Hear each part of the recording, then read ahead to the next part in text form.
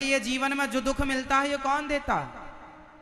ये हमारे अपने कर्म हमें दुख देते हैं। ये हमारे कर्म हमें दुख देते हैं।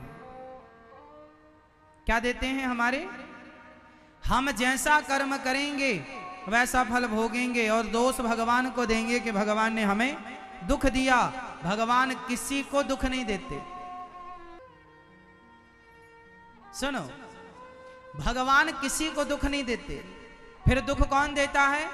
राम न मारे काहू को पापी नहीं आराम, आप ऐसे मर जाते हैं कर कर खोटे काम।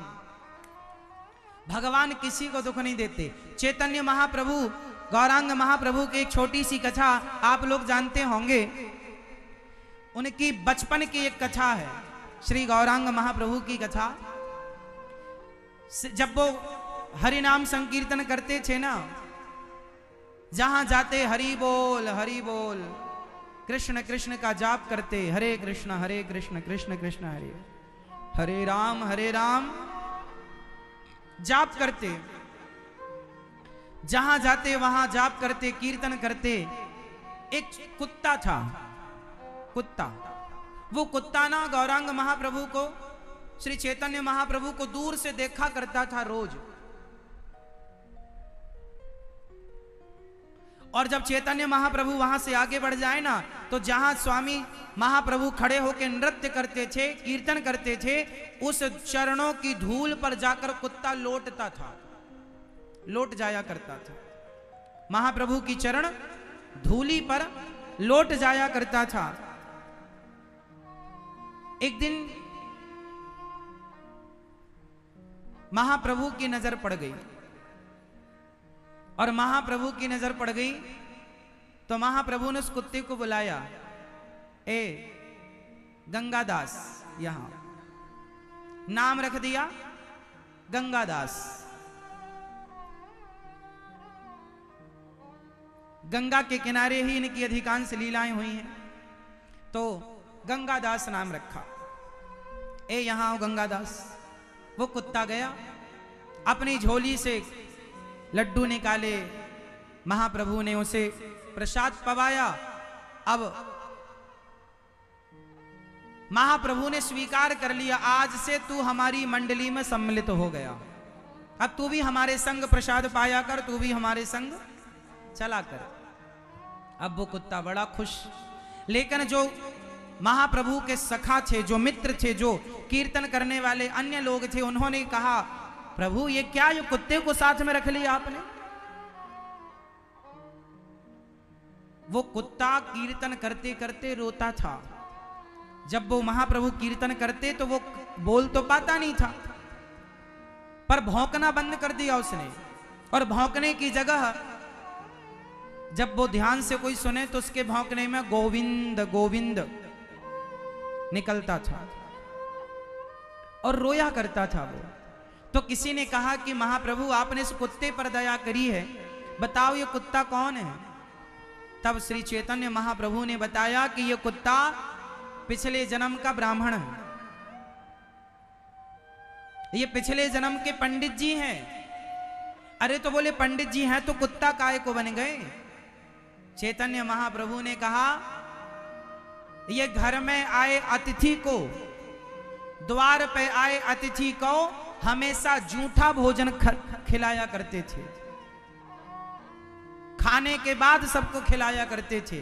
मेहमान आए, गुरुजी आए, आचार्य चरण आए, ये भगवान को भोग नहीं लगाते थे, पहले ही खा लेते थे कि दाल में नमक कम है कि ज्यादा है, पहले ही चाट लेते थे। तो इन्हें दंड दिया गया कि तुमने साधु संतों को भोजन कराने के पहले भोजन किया और उन संतों को जूठन खवाया। जाओ, तुम्हारा दंड यही है, जाओ अब जूठी पत्तलें चाटो, तुम कुत्ता बन करके अपना यापन करो। वो पाप के कारण कुत्ता बनना पड़ा। और बाद में श्री चैतन्य महाप्रभु ने उसे अपने साथ रखा और उसे भगवान नाम का आश्रय दिलाकर उस कुत्ते की भी बुद्धि निर्मल की, और वो प्रायश्चित करता हुआ अंत में उस कुत्ते ने गंगा जी में जल समाधि ले ली थी अंत में। और चैतन्य महाप्रभु की चरण रज और चरण धूल प्राप्त करके उसने अपने आप को अमर कर लिया। कहने का तात्पर्य क्या है कि आप यदि कुत्ता योनि को प्राप्त भये हैं, वह भी आप अपने कर्मों के कारण। भगवान दोषी नहीं है, भगवान किसी को दुख देते ही नहीं। कोऊ न काहू को सुख दुख कर दाता, निज कृत कर्म भोग सब भ्राता। कोई किसी को सुख दुख नहीं देता, प्रत्येक प्राणी अपने कर्मों का दंड भोगता। हाँ या ना?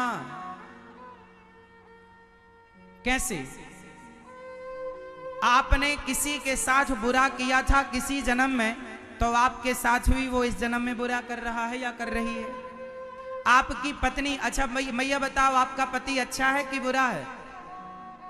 अच्छा है, मारता तो नहीं है, परेशान तो नहीं करता। यदि किसी का पति परेशान करता है तो कोई स्त्री कहे कि महाराज मेरा पति तो बहुत परेशान करता है, क्या करूं मैं? जरूर तुमने किसी जन्म में कोई पाप किया होगा, जिस पाप के कारण तुम्हें ऐसा पति मिला है, जो वो पति किसी जन्म का हिसाब बाकी था इस जन्म में पूरा कर रहा है। आपको जरा सा भी दुख मिल जाए तो समझ लेना कि यह हमारे किसी जन्म के पापों का दंड है, और जीवन में सुख मिले तो समझ लो ये हमारे पुण्यों का उदय है। पुण्यों के बल पर सुख मिलता है और पाप के बल पर दुख मिलता है। इसलिए आप यदि दुखी हैं तो वह आपके ही कर्मों का दंड है। किसी का बेटा नालायक, किसी की पत्नी नालायक, किसी का पति नालायक, तो ये तुम्हारे किसी जन्म के पापों का दंड है। शरीर परेशान कर रहा, बड़े बड़े डॉक्टरों को दिखाया पर रोग ही ठीक नहीं होता। कुछ रोग ऐसे होते हैं जो रोग नहीं है, ये पापों का दंड है।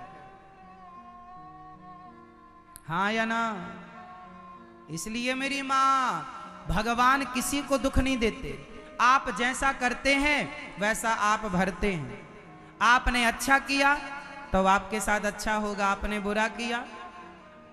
भगवान, अच्छा बताओ, आपकी किस्मत कौन बनाता है? आपका भाग्य कौन बनाता है? जोर से कहे कि हमारी किस्मत भगवान बनाते हैं। आपकी किस्मत किसने बनाई मेरी माँ? हम सबकी किस्मत भगवान नहीं बनाते, हम सबकी किस्मत हम लोग खुद बनाते हैं। हम जैसा कर्म करेंगे वैसी हमारी किस्मत। जैसा आप समझो, आपके आसनसोल में कचहरी तो होगी छोटी सी, आपको 10 रुपए के स्टाम्प पर, 100 रुपए के स्टाम्प पर वसीयतनामा तैयार करना है, तो आप जाएंगे और वसीयतनामा जो लिखने वाला है वसीयत, उसके पास जाएंगे और आप बोलते जाएंगे। जो आप बोलेंगे लिखने वाला वो लिख करके देगा। वो अपने से नहीं लिखेगा, आपको बताना पड़ेगा कि किसके नाम पर क्या करना है। आप बताते जाएंगे, वो लिख कर देता जाएगा। उसी प्रकार जब आप यहाँ से मरकर जाते हैं तो आप ही बताते हैं कि हमने इतना पुण्य किया, इतना पाप किया। उस पाप के पुण्य के बल पर 100 रुपए के स्टाम्प पर ईश्वर लिख कर दे देते हैं कि पाप किया है तो ये दंड है, पुण्य किया तो ये फल है, ये सुख है।